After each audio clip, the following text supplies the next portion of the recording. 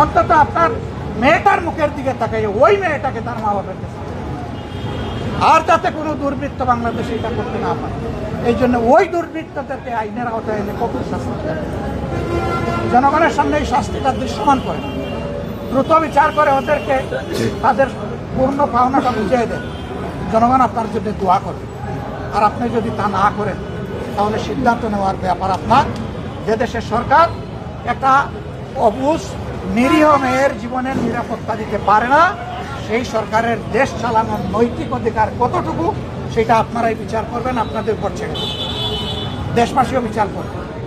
আপনারা ভালো থাকবেন, কষ্ট করে জনদুর্ভোগ খাবার করার জন্য আপনারা এখানে এসেছেন, আপনাদেরকে ধন্যবাদ। আমরা সবাই মিলেই একটা দুর্নীতিমুক্ত, একটা ইনসাফ ভিত্তিক, একটা মানবিক বাংলাদেশ আমরা গড়ব ইনশাআল্লাহ। আমরা আরও কিছু জায়গা দেখবো, সব জায়গায় আপনাদেরকে আর কষ্ট দিচ্ছি না। আপনাদেরকে অনেক শুকরিয়া, অনেক ধন্যবাদ। একসাথে দেশ গড়ব, ভালো একটা দেশ গড়ব ইনশাআল্লাহ। আসসালামু আলাইকুম।